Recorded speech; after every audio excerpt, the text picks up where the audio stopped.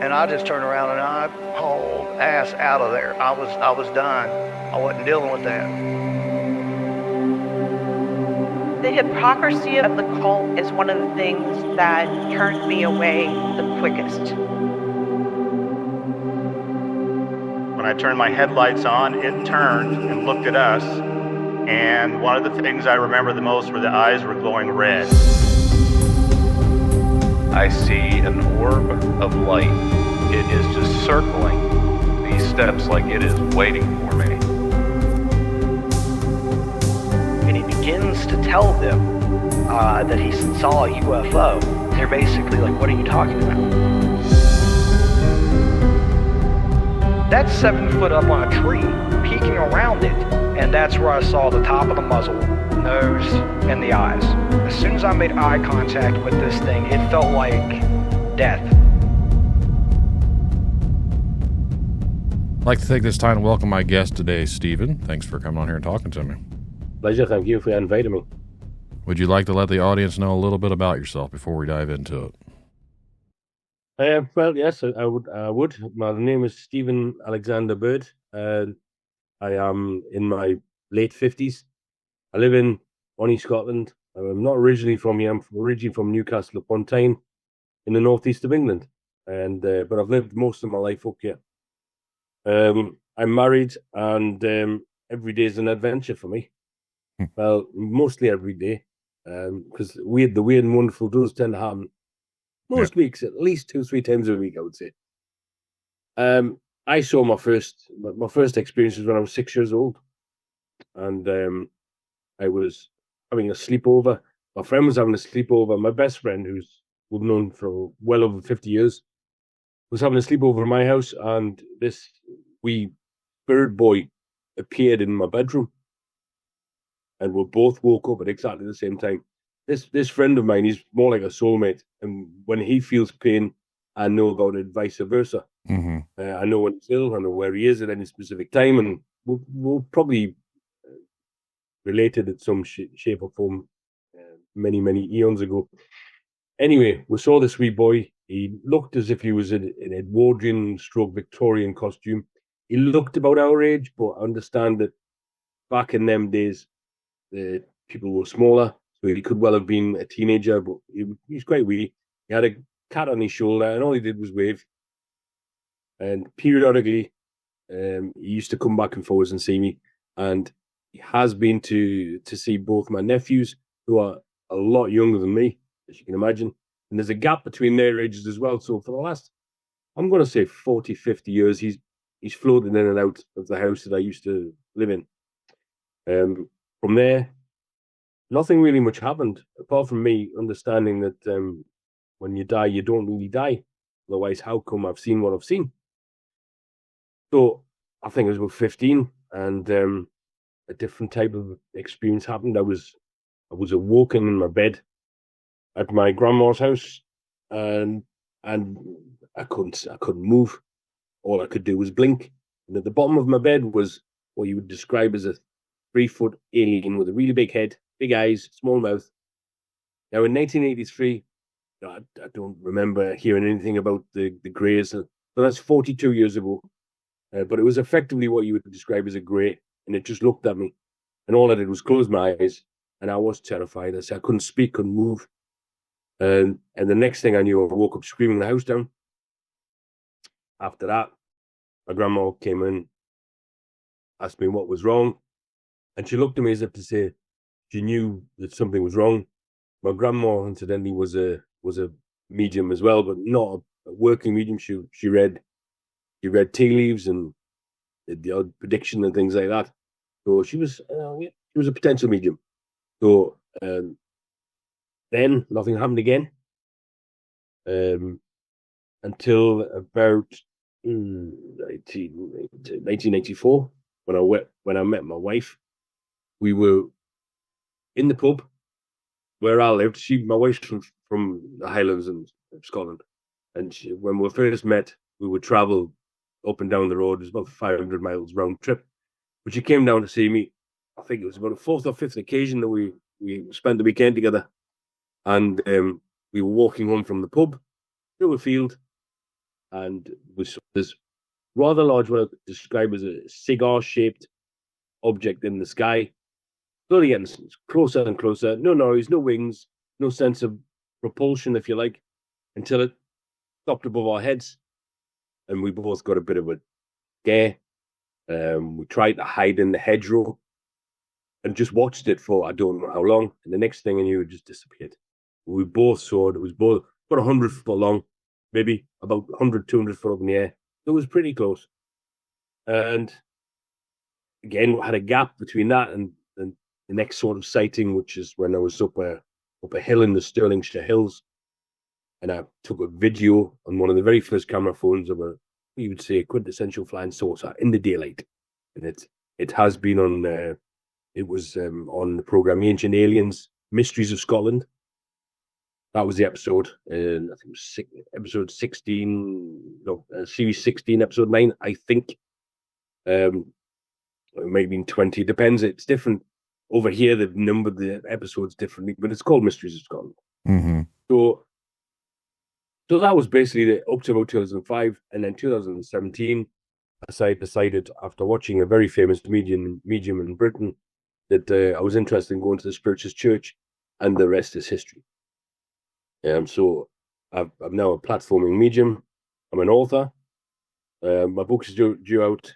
Well, the book will be due out by the time this program comes out, and that's the book there. And I think, see, Psychic Salesman. Can you see that? Yep, I can see it. Yep.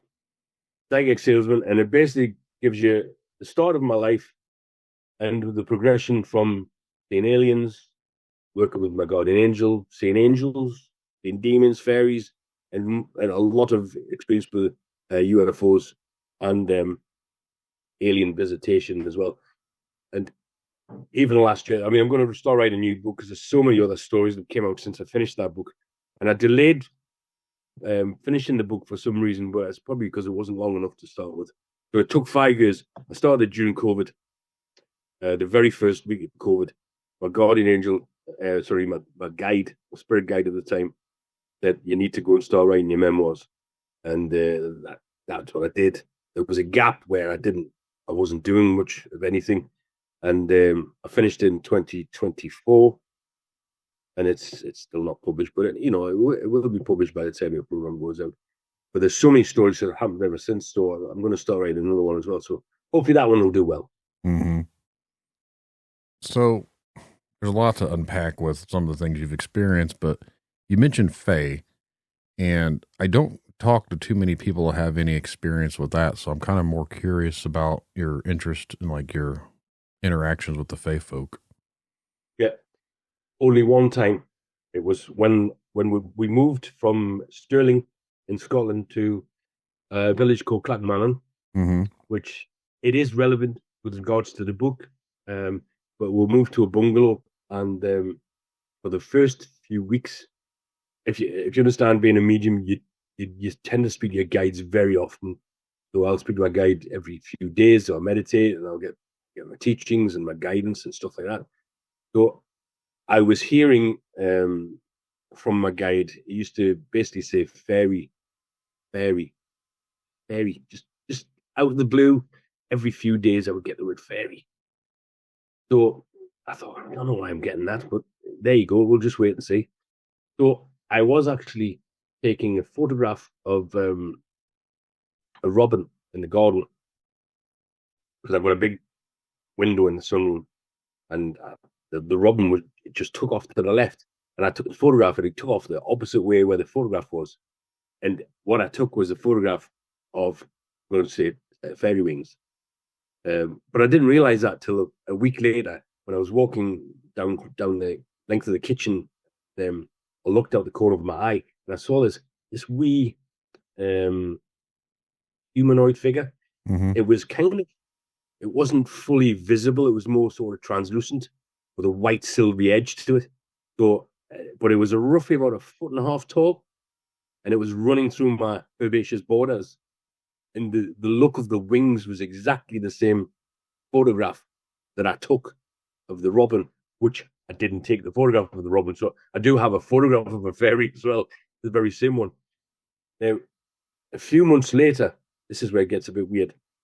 I was asked to do a platform evening, which is basically I'd stand in front of 20, 30, 40, 50 people and pick them out and at random and just do a reading for them from spirit. And I was asked to go to a night. It was a Friday night, and I was asked to go with a friend who I run Sterling Spiritualist Church, and we were both meant to work. Her friend was meant to work with her. He asked me because she couldn't, and then she ended up dropping out as well. So I ended up doing the night on my own, and the lady who runs it decided to put some raffle prizes out, gave me a ticket, and the raffle, I won one of the prizes in the raffle, and she put a small resin fairy out, and she wasn't actually going to put that fairy out because she'd had it for years and no one had picked it up. So for me, she put that out. He didn't know I'd just seen a fairy, so I picked that up. So that was again further proof that what had happened because I wasn't even meant to be working that night. Sorry, I was meant to be working because someone was dropped out. Then I ended up working on my own, and she just happened to put that fairy out there and just chose it as a raffle prize. So it's kind of, you could say coincidence, not really, not in my eyes. So it was just a glimpse that I had of a fairy. I haven't worked with them, or I do have the feeling that my garden's quite big, and we've done a lot of work in the garden, and I do have the feeling that because I understand there are good fairies and bad fairies. I'm pretty sure this one's a good fairy, or I would have heard from it because when we first moved in, I had to cut down the round tree in the front garden, which fairies are one of the trees. But someone had pruned it before he bought another house and killed it. It was half dead. I had to cut it down. So it maybe was saying hello to say, right, you've cut my tree down, but that's okay. So who knows? Right. I'm not an expert on fairies or anything else, indeed, but I have got an experience with one. So. So most of the time I hear people talk about fae folk or anything, they're more or less referring to them as like tricksters, little things that come in there and mess around with some of your stuff. So this one doesn't seem to be that way. No, this one's definitely, it doesn't happen. Nothing gets moved in the garden. The garden's peaceful. This village, though, village, it's a town. It does have a history of fae sightings. So okay. Yeah. The main history from this town is from Robert the Bruce. Robert the Bruce owned the town back in the medieval times. So. Now, when it comes to your UFOs, like sightings and your alien contact, is there anything about that you'd like to talk about? I've seen 4, 5, 6. I'm not entirely sure off the top of my head. Most of them are annotated in the book. Some of them aren't. From where I sit, just in the next room, I look over the Forth Valley, and to the south of where I am is Bonnie Bridge. Since we moved in, we have seen both me and my wife, 4 bright lights in the sky. Most of the Bonnie Bridge sightings are bright lights. They're not moving. And every single occasion there's been an aeroplane go over the top of them, so they're not planets. They've got no reason to be there, and then all of a sudden they just shoot away. So I've got winter signs for that. 2 years ago, I was driving from the next town to this town, and as I was coming down the bypass, I saw what could only be described as an egg-shaped craft, but it wasn't fully egg-shaped. There was a chunk taken out of it. It was probably about 400-500 foot up in the air. But as I was driving past the tree, I only saw it before the tree. Driving past the tree again, it disappeared as well. So that's another example. I've seen the flying saucer, which I do have video of, was on worldwide television. The cigar-shaped craft, I've told you about that. I've had the alien at my bedside, but probably the most memorable situation was only last year, which is going to be in my next book. And there's an area about 10-15 miles away called the Bathgate Hills, and it's kind of famous for quite a lot of things: Bigfoot sightings, witches, ghosts, UFOs. It's not just Bonnie Bridge; it's the whole of the central belt of Scotland that has numerous sightings of all sorts of weirdness. So we were there at Ken Papel Hill. It's a 4,000-year-old Neolithic burial ground. Really, really old. Roughly the same age as Stonehenge. And it's a few hundred foot, probably 1,000 foot in the air. So we went there, just one I'm a member of what's called Strange Phenomena Investigations. And it's Scotland's oldest paranormal organization, set up by a chap called Malcolm Robinson, who's quite famous in UFOs, so the UFO industry, for want of a better word. That's his latest book, The Bonnie Bridge UFO Enigma. He's good friends with me, and we do investigations quite a lot. And this one particular time, Ken Papel Hill, we got up there. It was okay. It was a wee bit of wind. It was overcast. It wasn't sunny. It was about 9-10 o'clock at night. So it was in the summer. And he started off by telling everybody, because there was 25 people there, what SPI do, what Ken Papel Hill is about, what's been seen. So I thought, well, as a medium, I'm going to tune in and see what I can find out. So I tuned in. A couple of minutes later, I actually saw in the field opposite what can be described as a white, silver, translucent flying saucer with two beings standing next to it. Now, the beings would have been about 6 to 8 foot tall. They looked like they had folds of skin. Looked like shark skin, but they were wrapped in a bubble. Both of them were wrapped in a bubble and looked like there was liquid in the bubble. And they started talking to me. So when I work with spirit, it's telepathic. Also now, as I found out, when I worked with the two aliens, that was also telepathic. I felt safe with them being there. I didn't feel any fear. They told me that they were called Actor and Elias. That was their names. They also said they were from a planet called Agnita. They didn't say where it was. Irrelevant anyway, because I don't know the stars or anything. So they were a couple of scientists that basically had been here for 300 years, and they kind of were all around the universe, just studying planets and trying to help. They were a society of love. There wasn't anybody in charge. They were sort of brothers, if you like, throughout the society. They lived underwater, which would explain why they were wrapped in a huge bubble. And I allowed Actor, who seemed to be the one who was stand out, he allowed him to channel me. So my two friends, Malcolm Robinson and there's a lady called Margaret, they both asked me questions. I was in trance, and then basically he was answering the questions. Actor was answering the questions through me. Again, I felt safe. I wouldn't normally let a spirit channel me unless I knew who it was and what they were doing. But for some reason, I did feel safe. So there was a 30-minute recorded interview of me channeling an alien. And it was basically along the lines of, they were asking, why was I here? Why were they here? What were they doing? And what was the outcome? And basically the outcome was they were here to help us with our planet. They were here to speak to the people who run the planet, to basically help save the environment, save ourselves, understand the meaning of life rather than just think about asset, privilege, whatever the rich people think of.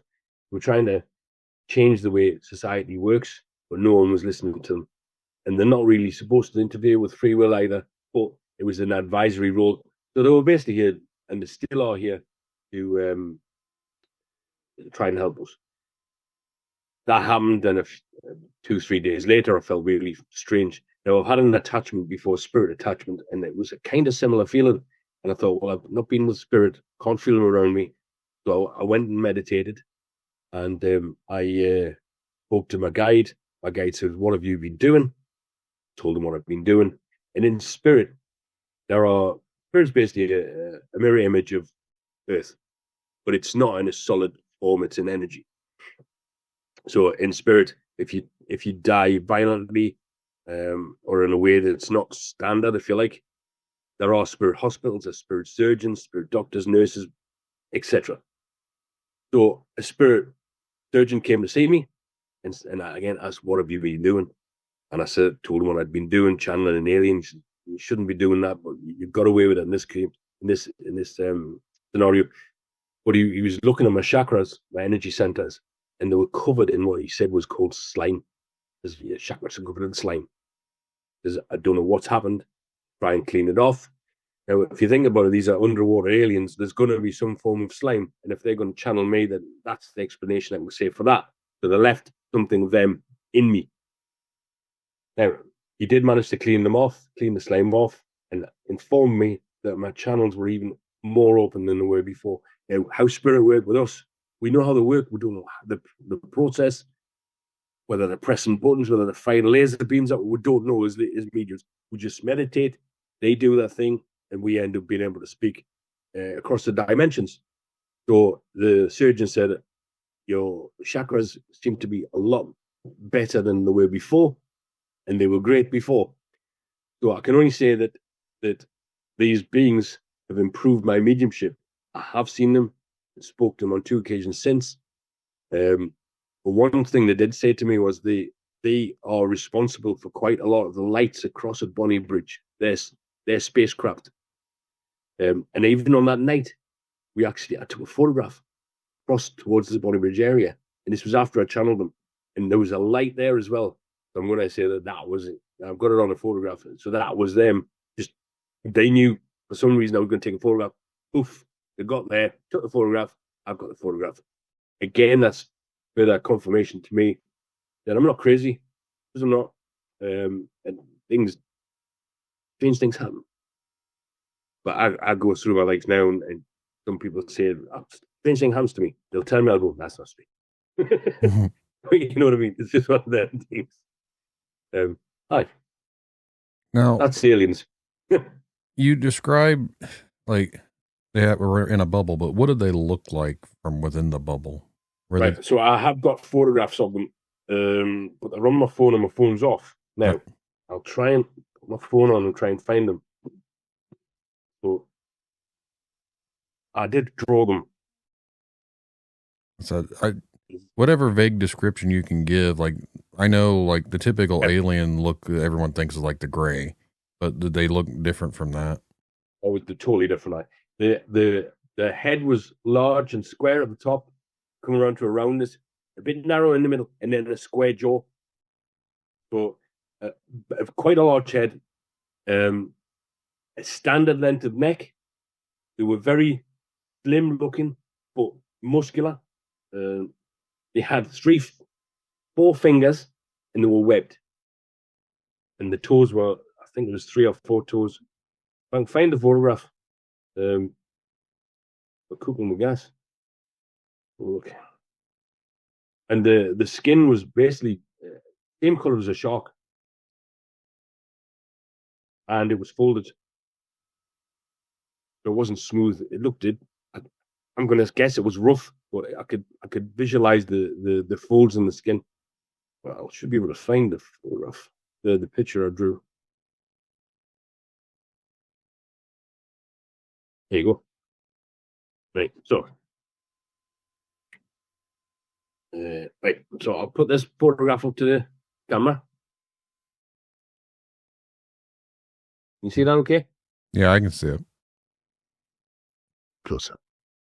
They still had the kind of similar eyes as what is depicted from some of the encounters people had, like the bigger black eyes. Yeah, much, but exactly. But if you look closely to the ribs, you can see there's folds. Yeah. Because initially I thought they were ribs, but they're not. They were basically folds of skin. And when you channel somebody, you get a feeling from. You feel quite a lot about them because their energy is connecting with your energy, so there's a blend going on. And I felt I'm going to say a brotherly love from them rather than something that was aggressive. And yet, the first time when I was 15, I felt that it was aggressive. Although it didn't, I don't think it did anything to me.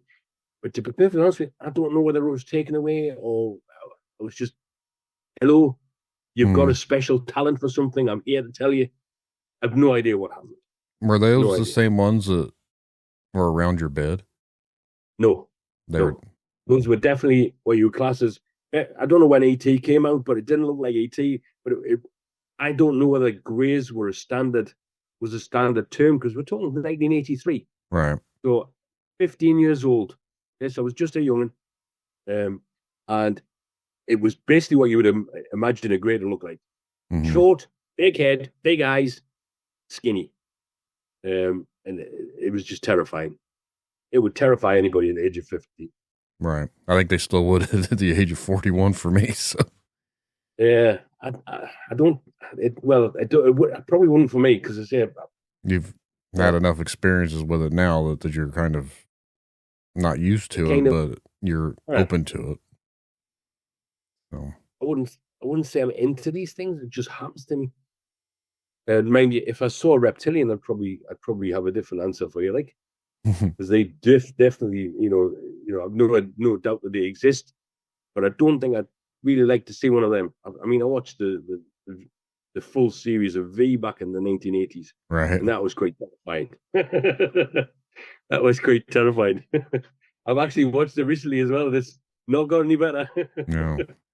See, I know David Icke, he really pushed the reptilian story, but I don't know if he came out before or after the whole V movie, because their TV series.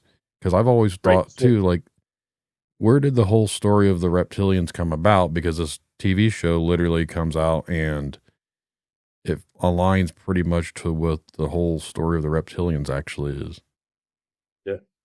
Well, David Icke links with me as well, believe it or not. And after that sighting in 1983, the UK had the very first breakfast television.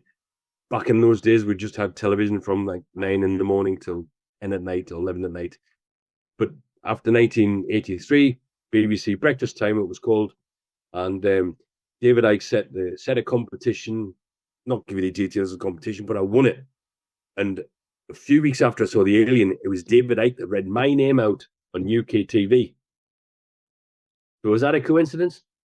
I've just seen an alien, David Icke. He was standard David Icke. He was a sports commentator. Mm-hmm. He was a journalist. Okay, he hadn't took that leap to wherever he decided to go to, and whatever had happened to him, he hadn't. He was a standard person, like I was maybe when I was 14, or 21 or whatever. But many years later, have you ever heard of the Deckman Woods incident? No. Robert Taylor, Scotland's most famous incident. It was examined by the police, forensics. A pair of trousers that were torn. It was in 1979, and it was in an area called Livingston, Deckman Woods. It was. He was looking after the cattle in the forested area, and all of a sudden this craft came out of nowhere, landed on the ground in front of him. Two little sort of World War II mine balls came out, that ball with spikes out, came out, grabbed him. It was actually investigated by the police, and it's still an open file, I believe.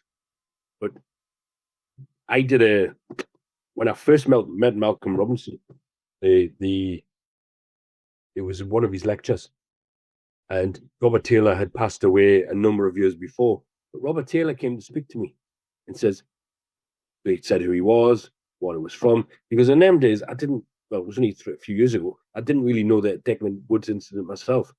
I'd heard of it, but I didn't know any detail. So later on through the lecture, I said, go and prove that you're here for me, will you? Go and mess with Malcolm's computer. So that very second, Malcolm's computer went off.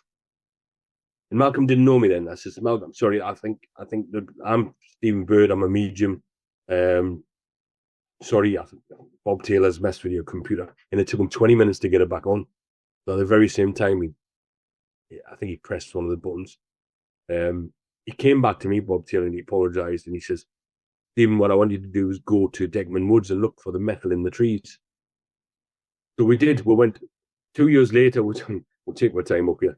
2 years later, we went to the Deckman Woods place, and I looked around, and when I got to the area where the incident happened, the energy's broken everywhere. It was violent, the energy.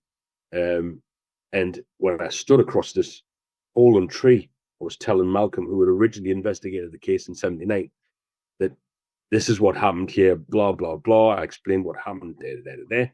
And then we'll look down, and there was 2 10-pence pieces or dimes or whatever you want to call it, hammered into this log at the place where Bob Taylor was dropped by the alien craft. So that was him. That was him telling me, look for the metal in the trees. So yes, it wasn't further evidence about the alien thing, but it was further evidence about the spiritual visit of a deceased man. And when we filmed Ancient Aliens a year or so later, it was or a few months later, it was on the 40th anniversary of the visitation from Beckman Woods incident. And we filmed, and then that night we went to the documentary that was made of the Beckman Wood incident in a town called Bathgate. Now, I'd picked Malcolm up at a hotel because Ancient Aliens put him up for days. I was only on for a bit part. But Malcolm was he was there for 4 days. So I picked him up and we went to Bathgate, watched the Bob Taylor incident documentary, the Beckman Woods. I brought him back to the hotel and we had a drink in the bar. And the next thing we knew, there was literally tens and possibly 100 people coming out of the concert room in the hotel. And we didn't know what was going on, but the place was mobbed. It was empty and then it was mobbed. And then so I went home, and the next day, Malcolm phoned me and he says, You'll never guess who was on last night at that hotel room. Tell me. David Icke. Interesting. Is that a coincidence? Right. I don't think so. So he was there my very first, and he was there at the repeat of an incident which happened just 4 years before that. So there's a connection.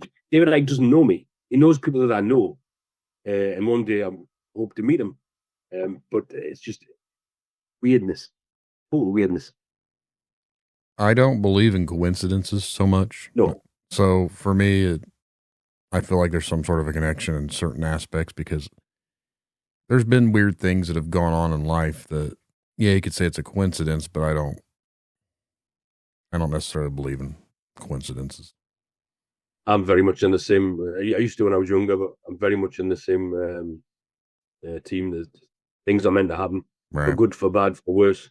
It's meant to happen. There's a reason for everything in life, and that's the part of my book that's the most fascinating is the synchronicity of how I got from a youngster to meeting my wife, and then developing being told that I'd been here 2 previous incarnations.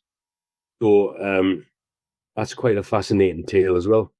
So would you like to hear about it? Yeah, go for it. Recall it. Back in 1974, we, as a family, came on holiday to Stirling and then Fort William, and we were in a canvas tent then. So there was 2 canvas tents, 8 of the family. We went to Stirling first, then we went to Fort William, and then 20 years later, my friend and I were going through women troubles, and we decided to go away in the car with the tent. So we literally just flicked the coin. And that weekend, we ended up in Fort William. That very night, I met my wife, who's now my wife. And 10 years later, 8 years later, 9 years later, something like that, we ended up buying a house in the street which has the perpendicular to the original caravan site that we were in 1974. So the toss of a coin took me to the very first place I was in Scotland. Now, it gets a little bit more confusing because one of my tour guides was a Roman soldier, and he was called Tiberius. And I met him as I was going for a walk. I do soul rescue as a medium, which is basically folk that have passed away that haven't crossed over. There are mediums that do that. So I'm a rescue medium as well. So I basically helped the spirit that was in my friend's house to cross over. And then about an hour later, I walked walked around the river path along by the river Forth, and I saw my new guide. I knew I was getting a new guide, and he was lying with his throat cut at my feet. He was called Tiberius. He'd been killed in a battle with the Picts back in the first century. So in Roman times, the first century, the Romans were here, but they didn't do a lot. They didn't really build an infrastructure to speak of. 2 or 3 years ago, they've now found, it was the 3rd century, the Romans were meant to be doing a lot of their business acumen and their building structures and stuff like that. But I'm not a historian. But a couple of years ago, a historian from Stirling University found a 1st century Roman road, which was quite enlightening, because at that time I was the only person that thought that the Romans were here and building roads. And my guide had built that road, or helped to build that road. Now, he told me that we'd both died in 1942 in the same battle. So he'd been with me from way back in 1942 and working with me as a guide just now. Now, there was the time when I saw the demon. It was during COVID. I think it was 2021. I was in a pretty bad place. I'd lost my business. Didn't have a job. I was shielding because of an immunity problem that I've got. And I took the very same walk because I work with my my guardian angel. My guardian angel, incidentally, is called Tyrannus. And Tyrannus is another coincidence, or supposed coincidence, is Greek for king bird. My name is Bird. Mm-hmm. So we'll bring Tyrannus into this conversation just very briefly. So I took a walk, and I was approaching the main road coming past the river.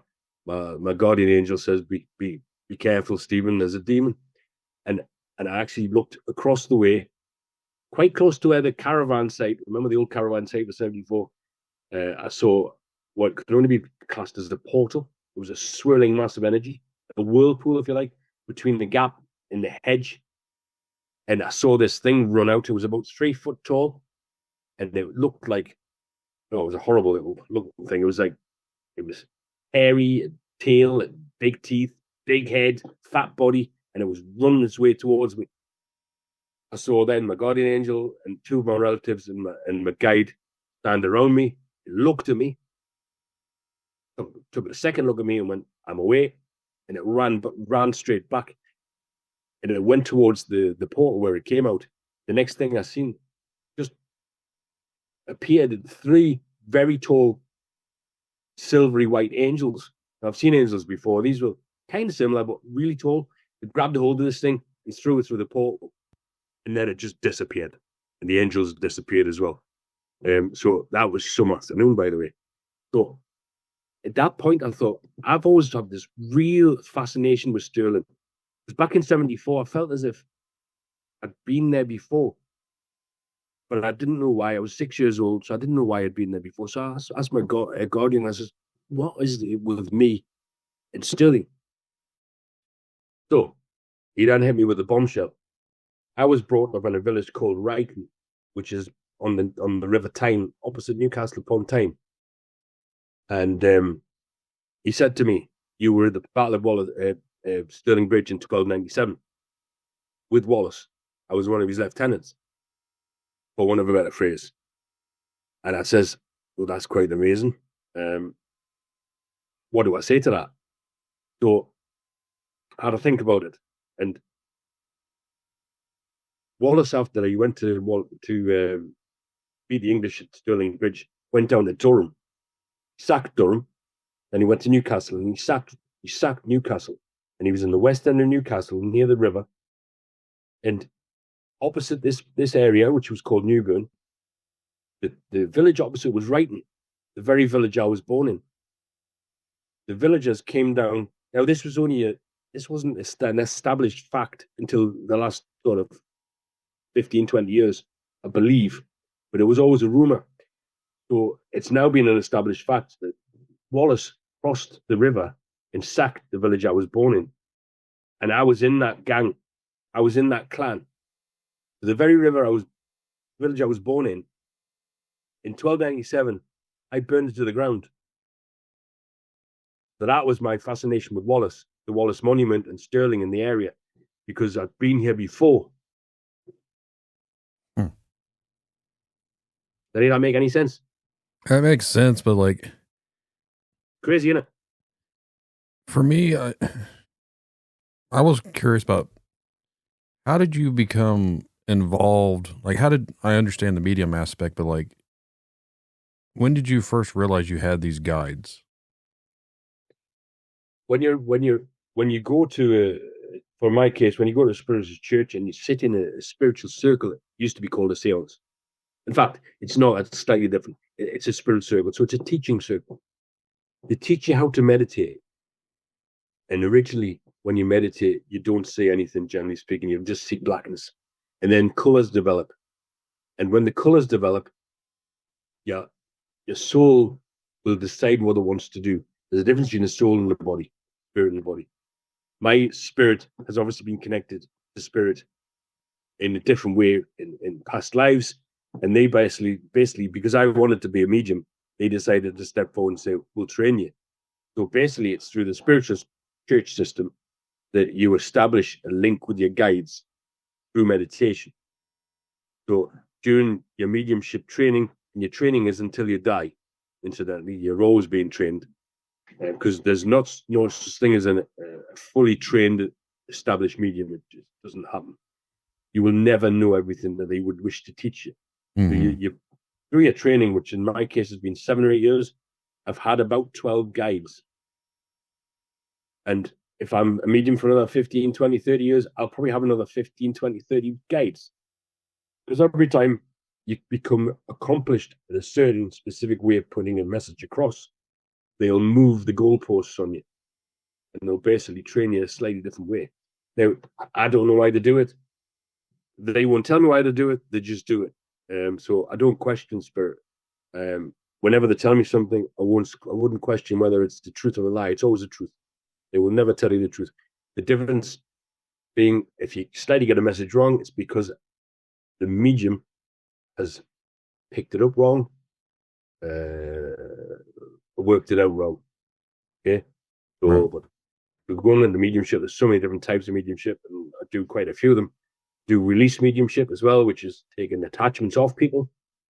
There's a ceremony of performing, and again, there's a couple of stories in my book regarding that. And the rescue mediumship and the platform mediumship. So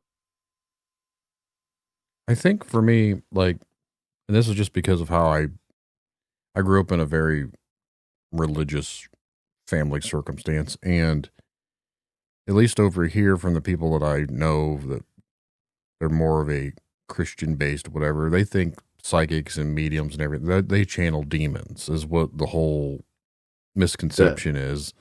And you just mentioned the things that they tell you and everything. I've talked to some others, and they've actually talked about how they were being channeled by dark energies. How do you know the difference of what's guiding you? Is it like, is one a good or one or bad? Or are they just indifferent to anything? They don't really care. Right. So it's a hard question to answer in spiritual terms, but I'll put it in earthly terms. I am on the payroll with spirit, right? So I'm a worker for spirit. Mm-hmm. That's basically what we're known as. We know that every time we channel the spirit, we recognize the energy on the guide. We recognize where we are and the feeling that we have. We recognize the training that we're getting. We feel spirit through various parts of our body, through the hair on your face, your head. And you feel the love, which is an energy, which is the most powerful energy in the universe. You feel it. So whenever I work with spirit, I know what I'm doing. I know who I'm working with. I know even know my guides' names. I know most of them. Maybe one or two that I don't know the names of. Now, on the flip side of that, I also know what a dark spirit is, because you feel it. The same way you feel a female energy spirit to a male one is the same way you feel a good one to a bad one. Mm-hmm. Feel the energy on a level which is just immeasurable. You just know the connection, the energy connection you just understand how it works, the more experienced you become. So I have had a few incidences with evil spirits. Poltergeist on one occasion. Release attachments from people, so I know what they feel like. I know the difference between good and evil. I actually did a reading one time, and I'd had a couple of drinks for a neighbor, and because you shouldn't really work, this is how it taught me a lesson, I suppose. I wanted to give them a message because I had something to tell them. I had a drink and I didn't open up and close properly, and an evil spirit, I only found out the next day, had been affecting my right arm. It pushed my right arm continuously for about 10 minutes, and it tore a muscle up in my trapezium area, my shoulder. So at the time, because I wasn't fully tuned in on a level where I could work properly, and I didn't open up and close down, a bad spirit came in and invaded my space. But I understand the difference, how it feels. I've also, when I did a transfiguration session in the local church, the energy or the closing ceremony wasn't conducted properly. It was probably mainly my fault. And a spirit jumped into me. You just saw my light on, for one of a better. It jumped into me and stayed with me, and I felt sick. And I myself had to have an attachment removed. So I can't answer it any other than another difference between good energy and bad energy. I understand why standard religions, believe that when you're channeling spirits, that it's demons. But there's a big, big difference between a demon energy and even an evil spirit energy.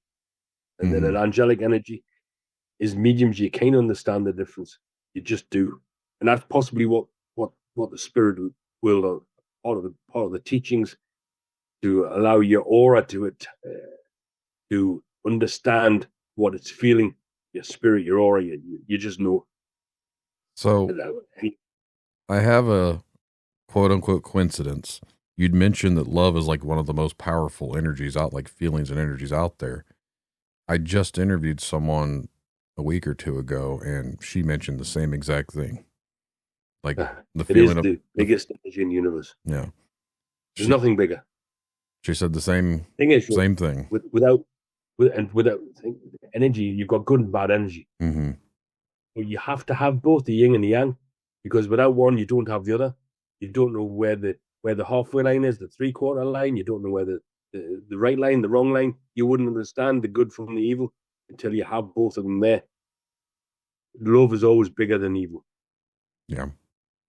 That is, as soon as you said that, I was like, there's another coincidence. Just because, again, like I said, I don't believe in coincidences, so I see the connection in it. Which kind of brings me to the other aspect is, do you think a lot of these things are all connected? Like, even with your alien experiences or whatever, why is it because you're having these communications with them, you channel other things from your mediumships? Is it because of you specifically, like there's some sort of connection between all these energies to you? It has to be. I can't sit here as a scientist and explain why. I can only sit here as a medium and understand that everything in the universe is energy, all built from atoms. Those energies or atoms are all interconnected, no matter the distance of space or time or whatever you want to call it. So if that's the case, then everyone on Earth is connected, all species, because we're all earthly spirits, we're all made from earthly atoms. The mountains are the same, the ground, the rivers, they're all made from atoms. If everything is of one substance, then it has to be, everything within that substance has to be connected. Mm-hmm.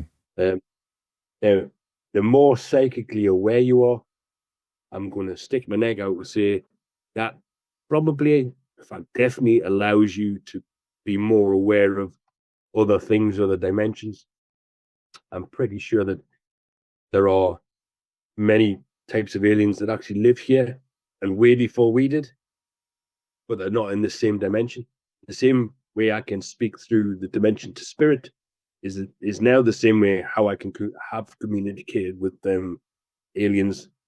Having said that, these aliens said they weren't from this neck of the woods, so they were from another part of the universe.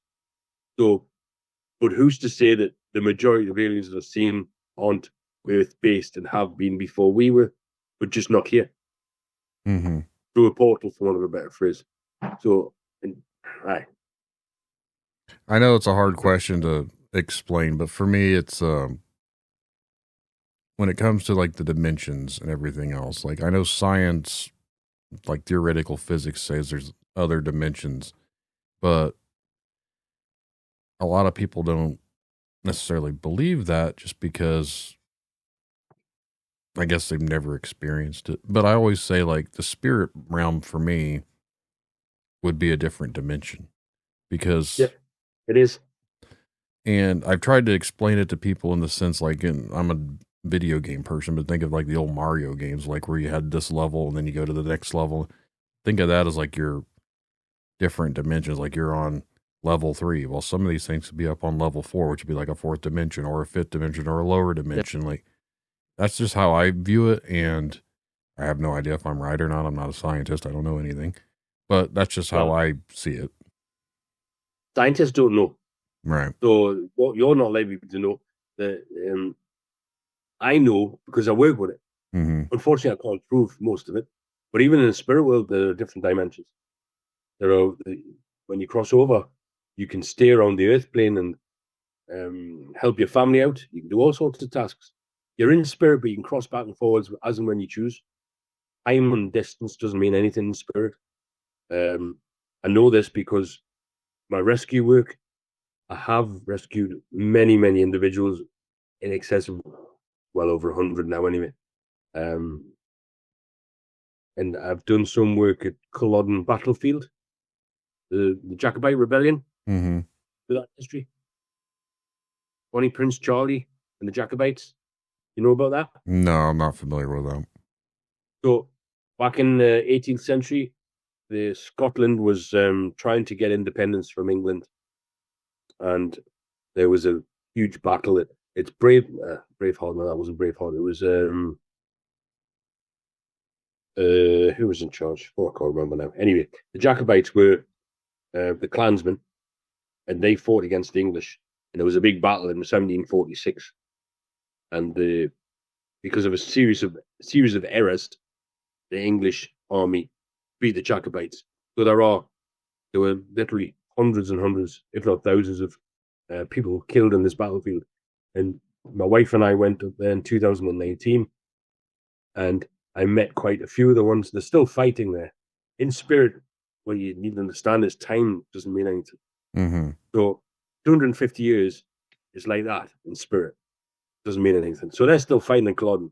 And I offered the service of allowing some of the people to go through. Some didn't want to.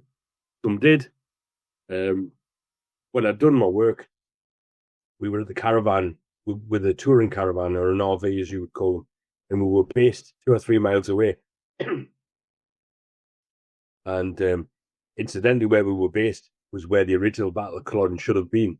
But because of a series of errors, it ended up being in a place where it was impossible to win. So when we got back to the caravan, I got the table outside, deck chairs. My wife started reading. She fell asleep. I got a beer, opened the beer, closed my eyes, and I saw, all I can only describe it, in front of me was a lot of clansmen with their claymores in the air, roaring at me. And I thought, that's nice. That's a bit of recognition. And when I opened my eyes, the bottom of the caravan was covered in blood. So that's recognition of the work that I did. Right. But in spirit, there are different dimensions as well. You can work with the earth plane. You can develop to a higher spirit and become a higher developed spirit, if you like. I don't actually know how many levels there are in spirit. I just know that you can either stay around the earth plane and commute back and forwards. I mean, your relatives can the ones that have passed on, you'll recognize them by spells, You may familiar smell, for example, lilies, or in my case, welding equipment from my granddad, lilies from my nana, smoking, cigarettes, things that shouldn't be there. That tends to be spirit saying, "Hello, I'm here." Right. But most people don't understand it because they don't accept the fact that. Well, I'm saying most people do accept the fact that when you die, you don't die. You're not dead. You know, the physical part is dead. The spirit, even all religions say there's a spirit that ascends to heaven. So I'm working with that. I have a direct phone line with heaven, if you like. And it does upset a lot of religions, and there's nothing really I can do about that. Yeah. There's nothing I can do about it. I just do my work. And I try and heal people. Aye. Well, we've been going on for almost an hour. Is there anything else you would like to discuss before we wrap it up? And before we do, I want you to talk a little bit more about your book and where they can find it at when it does come out. My book is, it should be worldwide. It's A Psychic Salesman. Now, there should be another, there's been an issue with the original publish. I won't go into that, but I'm going to have a new cover put on it. The title is basically A Psychic Salesman, minimum to medium. It should be available in the next few weeks. When it does come out, send me a message with a link to it, and I'll make sure to include that in the show notes for anyone listening and be interested in checking it out. That way I can have it in there. That way whoever listens, they can click on the link to it and they can find it. I will do, pal. It should be available on Amazon and bookshops all over the world. So awesome. And whatever, on ebook and stuff like that. So awesome. Well, Stephen, it's been a pleasure talking to you. Likewise, friend. If you'd like to be a guest on Tinfoil Tales, remember to send an email to tinfoiltalespodcast@gmail.com or go to tinfoiltales.com and go to the contact section. Make sure to follow me around on all the social medias. And just remember, truth comes at a cost. Are you willing to pay the price? I heard a story late last night about something lurking along the wood line. Huge footprints, strange lights in the sky. They claim it's nothing, but I know they lie. It's easier to laugh in my face, but something about this makes me say, what if it's real? What if they knew? What if the answers are coming from you? Spinning stories, wasting my time, hearing voices, is it all in their minds? They can call me crazy, but I just want some proof. What if it's true? What if it's real? What if it's true? What if the world's not what we knew? Tinfoil tales pulling me in, a story that starts where the logic ends. What if it's real? What if it's true? The answers are waiting, they're waiting for you. They see a dog man walking, or maybe a mothman flies above the buried giants, hidden beneath the lies. They say it's just stories, it's all make-believe. Fairy tales for the things we can't perceive. They want to keep us blinded, they want to break our will. But I'm not buying it, I'm not swallowing another pill. Force-fed poison, the lies we're made to believe. What if the truth could set us free? Alien signals traveling through time, secret space programs erasing their minds. They call them crazy, but I just need some proof. What if it's true? What if it's real? What if it's true? What if the world's not what we knew? Tinfoil tales pulling me in, a story that starts where the logic ends. What if it's real? What if it's true? The answers are waiting, they're waiting for you.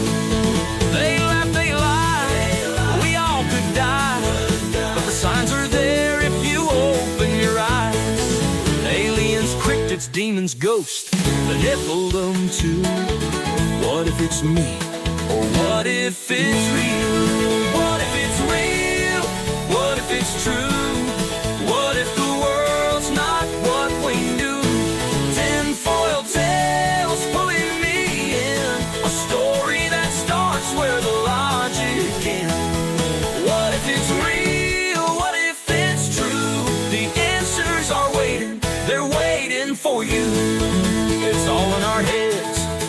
it's all in our minds. These voices can't be silenced, the truth must rise. Tinfoil Tales, it's pulling me through. What if it's real? What if it's true?